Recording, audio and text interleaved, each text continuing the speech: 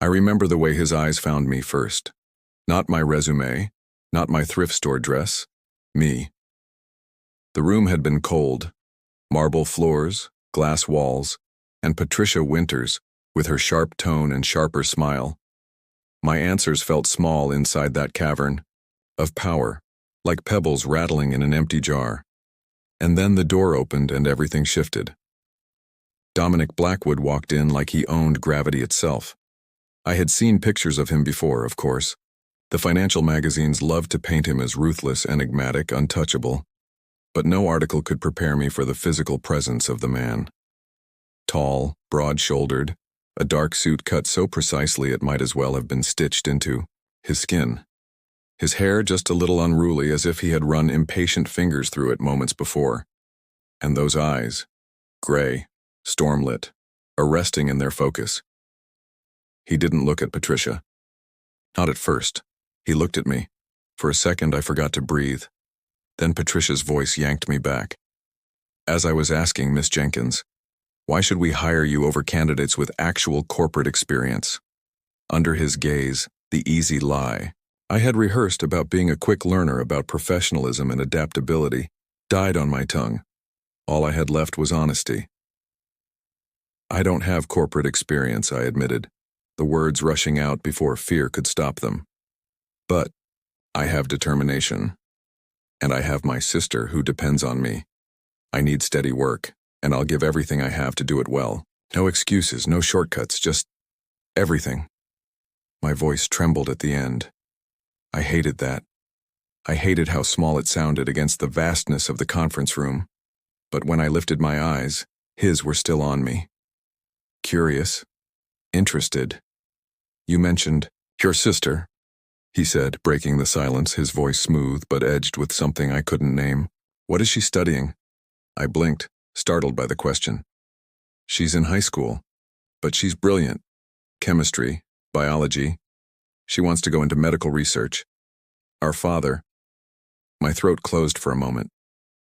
Our father passed away from a rare condition. She wants to help people like him someday. Something in his face shifted, so quick I almost doubted I'd seen it. The hard, commanding lines softened just slightly. Noble, he murmured. Then he turned, just enough that Patricia could see the steel in his posture. Hire her. Patricia sputtered. But Mr. Blackwood, we have several candidates. I said hire her. That voice. Calm but final. The kind of voice that left no air in the room for protest. And then he looked at me again. When can you start, Miss Jenkins? Heart slammed so hard I could feel it echo in my ears. Immediately, sir. He nodded once as if I'd passed a test I hadn't known I was taking. Good. Welcome to Blackwood International. And then he was gone. I stood there, frozen, wondering what had just happened. Why had the most powerful man in the city taken a personal interest in me, a girl with nothing but desperation in her pocket and a worn-out dress on her back? Patricia cleared her throat, reclaiming the room. Well, Miss Jenkins, it seems you've made quite an impression. Let's discuss the details of your position. But her words blurred, fading into the background. My mind was still caught on the memory of his eyes, gray as storm clouds, steady as a promise. And though I told myself it was foolish, I couldn't shake the feeling that something had started in that room. Something I hadn't planned for, something I couldn't control. Later that night, long after I'd signed the paperwork and taken the subway home, I lay awake staring at the cracked ceiling of my apartment. Penny was already asleep in the next room, her soft breathing a reminder of why I'd walked into that glass tower in the first place. But my thoughts kept circling back to him, to the way he had noticed me, to the way his voice had cut through the doubt in mine as if he'd seen the truth beneath all my fear.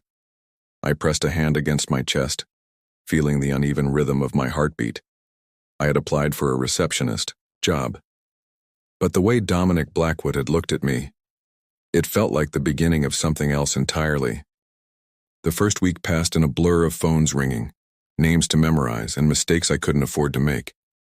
Every time I felt the weight of doubt pressing in, I reminded myself, this job meant orthodontist bills covered for Penny, groceries, without rationing and maybe, just maybe, the stability we hadn't known in years, and yet I couldn't ignore it. The pull, the awareness. Every time I stepped into that building, I felt it, like the air had shifted since that interview, since the moment his eyes locked on mine.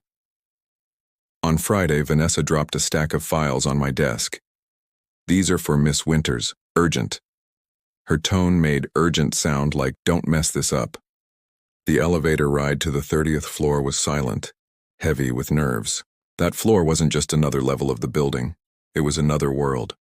Black marble, gold accents, floor-to-ceiling windows that seemed to watch the entire city breathe. And somewhere inside that world was him.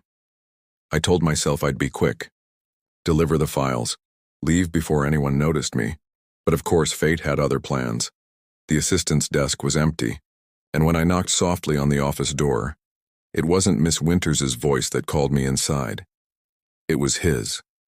"Come in." My breath caught. There he was, Dominic Blackwood, seated at a long table, papers spread before him like a battlefield, suit jacket abandoned on the back of his chair. He looked up as I entered, eyes flashing with recognition. "Mr. Blackwood," I managed, my voice steadier than I felt. "I'm sorry. I was looking for Miss Winters' assistant.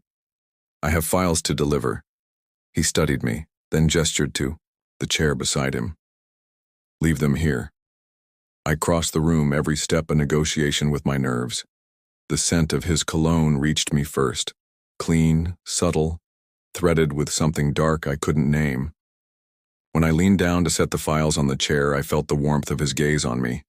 Not inappropriate, not careless, intentional. I straightened quickly. "Thank you, sir. Have a good afternoon." But before I could escape, his voice caught me again. "How's the job working out, Miss Jenkins?" I froze, then turned. "It's going well, thank you." His expression told me he didn't believe me. "Including Vanessa Powell?" My lips parted. I couldn't bring myself to complain, not about my supervisor, not to him. "Miss Powell has high standards," I said finally. The corner of his mouth lifted. "That's one way to put it." And then casually, as if it were the most natural thing in the world, he asked, "Your sister, how is she?" For a moment, I forgot how to breathe. He remembered. Out of thousands of employees, he remembered. "She's doing well," I said softly. "Still passionate about science. Still dreaming about saving the world." "Good." His gaze lingered, deliberate. "She should apply for our foundation scholarship. It would suit her." I blinked. The Blackwood Foundation Scholarship. Prestigious, competitive, life-changing. "That's very kind of you to suggest, sir. I'll tell her." "Do," he said, reaching for his phone as it buzzed. And just like that, the moment was over. "That will be all, Miss Jenkins." I walked out with my pulse racing, my mind spinning. He didn't have to remember me. He didn't have to ask about Penny. He didn't have to care. But he did. By Monday, the ground shifted again. A memo on my desk informed me I'd been temporarily reassigned to the executive floor. Patricia Winters' assistant was out sick. I would be filling in. Vanessa's lips thinned when she confirmed it. "Mr. Blackwood specifically requested you." Her voice carried disbelief, like the very idea offended her. "Requested me." My heart stuttered. The executive floor was worse than intimidating. It was relentless. Files stacked like skyscrapers, calendars color-coded within an inch of their lives, phones ringing with voices carrying stakes I couldn't even comprehend. And overseeing me was Eleanor Bishop, Dominic's longtime assistant, sharp-eyed, sharp-tongued, impossible to impress. Still, I tried. I followed instructions. I double-checked notes. I kept my head down. Until the moment I couldn't. Late morning. The door opened and he walked in. Dominic Blackwood in a charcoal suit, every line of him precise and powerful. He filled the room before he spoke a word, and then his attention was on me. "How are you finding the executive floor, Miss Jenkins?" I rose quickly, nearly knocking over a stack of files.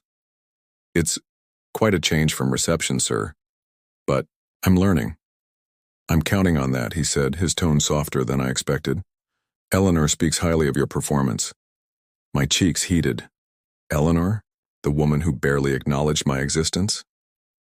That's very generous of her. His eyes didn't leave mine. You'll be escorting board members shortly.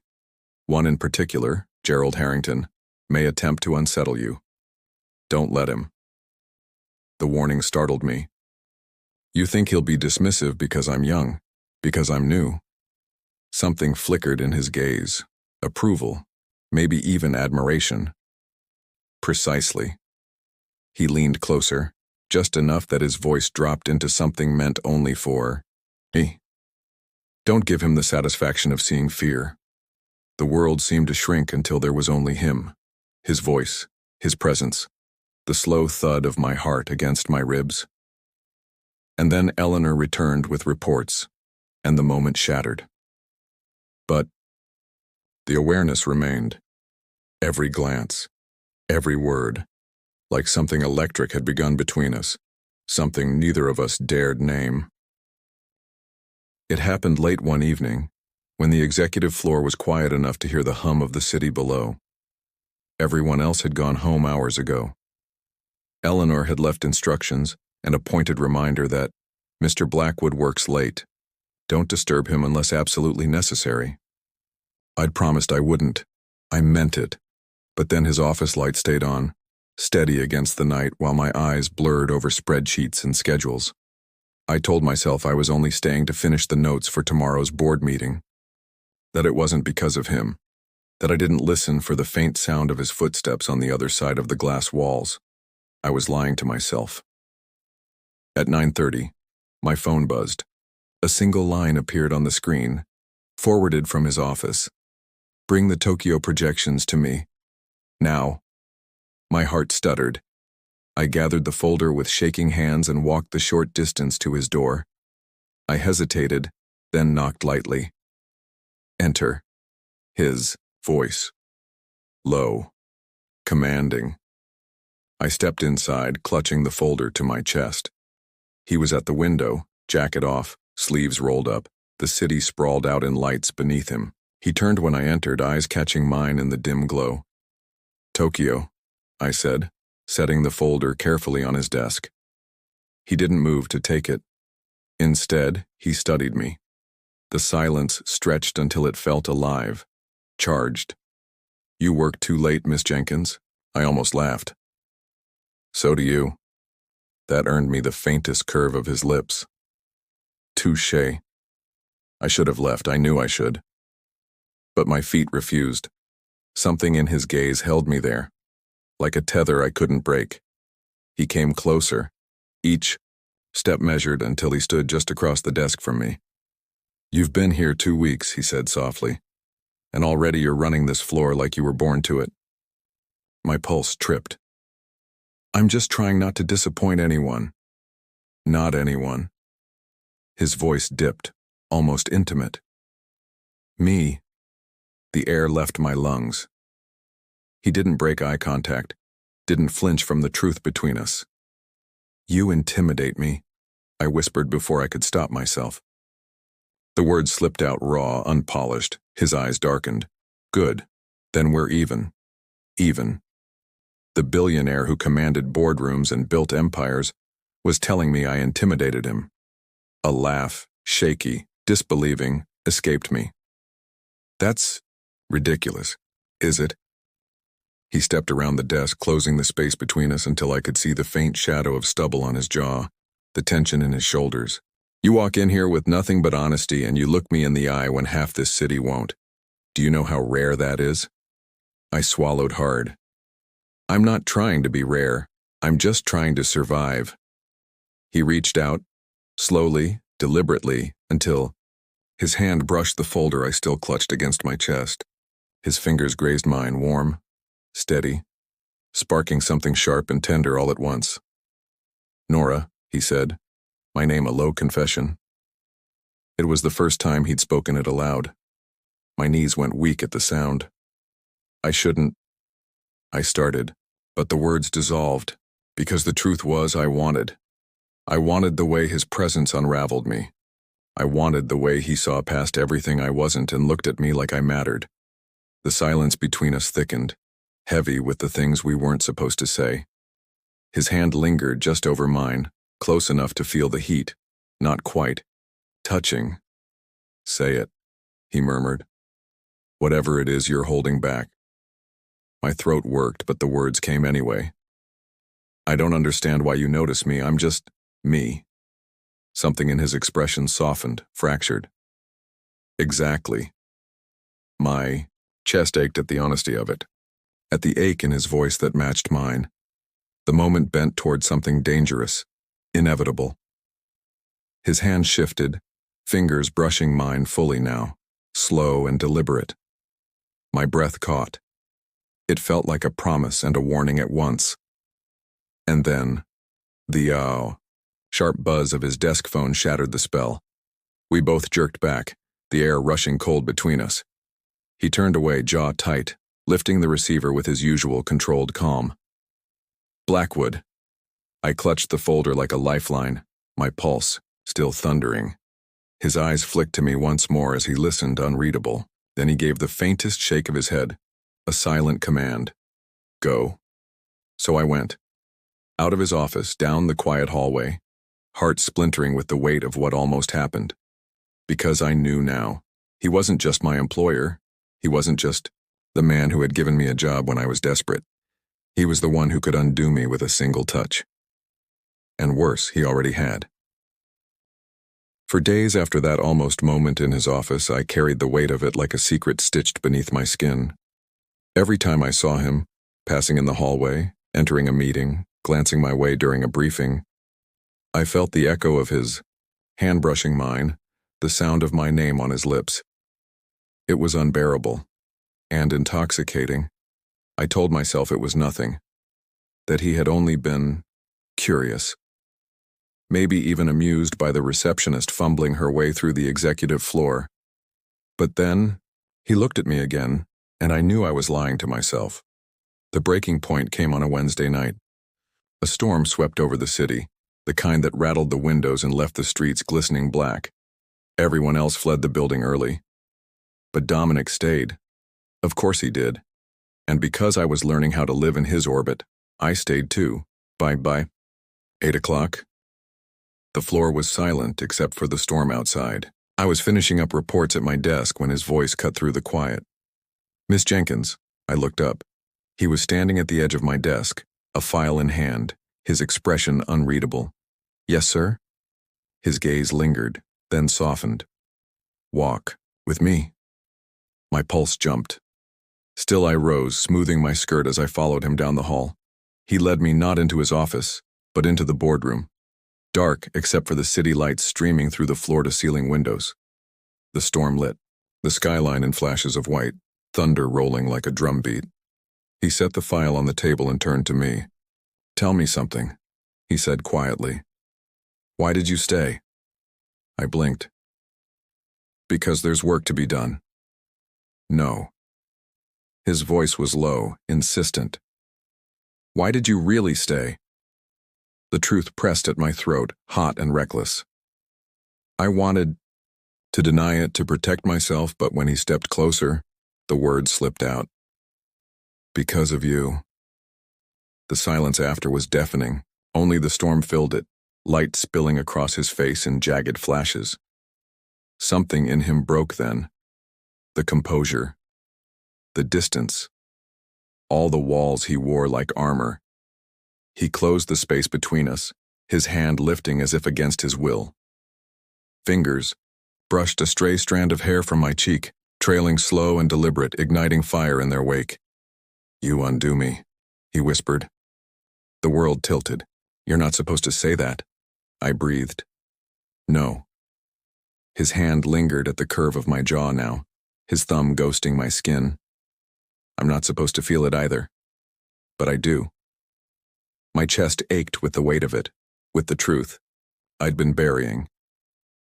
"Dominic." The way his name sounded in my voice, it changed something. His eyes darkened, storm gray with need and restraint. "Say it again." "Dominic." He inhaled sharply, as if I had undone him with just that syllable. And then, for a heartbeat, we hovered on the edge of no return, his forehead nearly touching mine, his breath warm against my lips, his hand sliding to the nape of my neck. I wanted to close the space. I wanted to taste him, to surrender to what had been burning between us since the first moment. But he stopped. His jaw clenched, his hand trembled against my skin. I shouldn't, he rasped, his voice raw. You work for me. It's wrong, it's dangerous. And yet he didn't let go. Neither did I. You're not my boss right now. I whispered. You're just you. His eyes searched mine, like he was fighting himself, fighting me, fighting the very gravity that pulled us together. The storm cracked outside, thunder shaking the glass, mirroring the tremor in my chest. Finally, he bent his head, his lips brushing my temple. Light, reverent, as though he couldn't stop himself but didn't dare take more. It was the gentlest touch I'd ever felt, and the most devastating. When he pulled back, his voice was unsteady. If I let myself have you, Nora, there will be no going back. I stared up at him, my heart in my throat, every nerve screaming for more. Then, maybe, I whispered, there's nowhere else I want to go.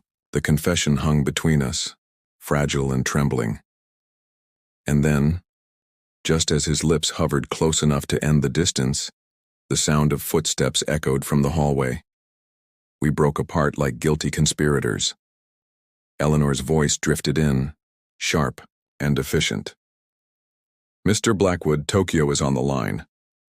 He straightened instantly, every trace of vulnerability hidden again. Thank you, Eleanor. I'll take it. Her heels clicked away. The silence returned.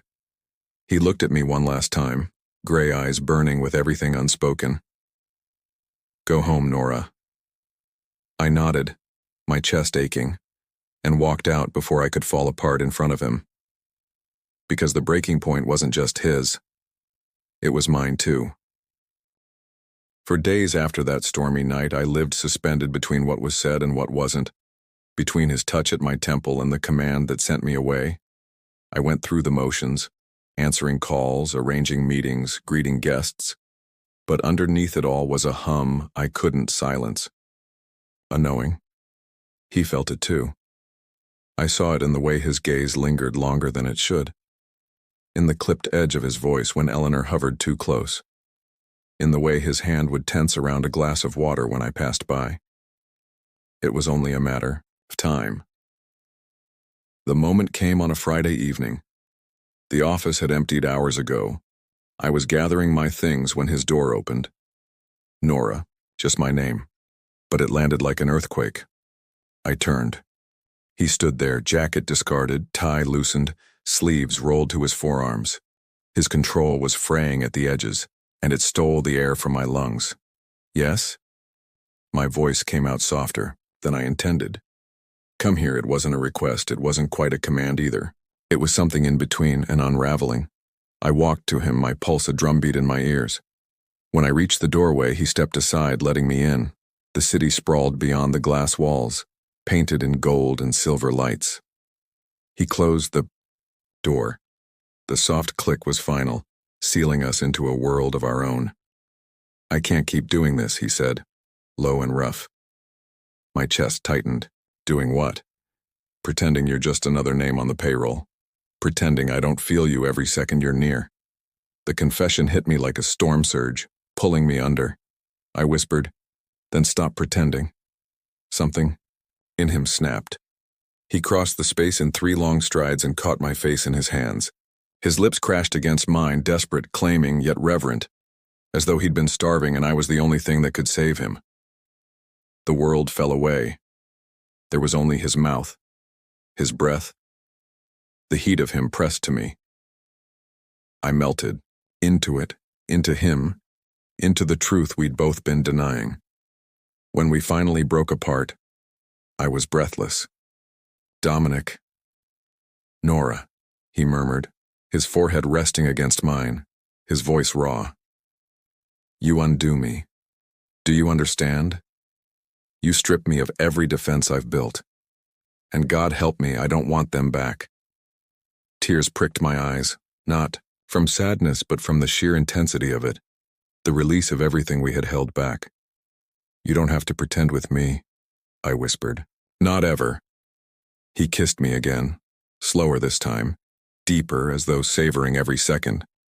His hands slid to my waist, anchoring me against him, grounding and setting me free all at once. The storm inside me finally quieted. There, in the heart of his office under the lights of the city he ruled, we surrendered, to longing, to truth, to each other. Hours could have passed, or only minutes. Time no longer mattered. When he finally pulled back, his thumb tracing my lower lip, his gaze was steady, unguarded. This changes everything. I nodded, breathless. I know. Eleanor will try to bury you for it. The board will call it reckless. The press will crucify us both. His jaw tightened. But none of that matters because for the first time in years I feel alive, and I won't give that up. A tear slipped down my cheek and he caught it with his thumb, tender. Tell me to stop, Nora. If you say it, I will. I looked at him, the man who had been untouchable, unreachable, yet stood here now stripped of every layer, offering me the choice. And I knew. I don't want you to stop, I whispered. I want you. The relief that crossed his face was almost reverent, as though I'd given him something he hadn't realized he needed more than power, more than wealth. He pulled me into his arms again, holding me like I was the only thing, tethering him to this earth. And maybe in that moment I was. The city glittered around us, uncaring, while inside that office the empire he'd built finally had a heart, because he had given it to me, and I had given mine to him.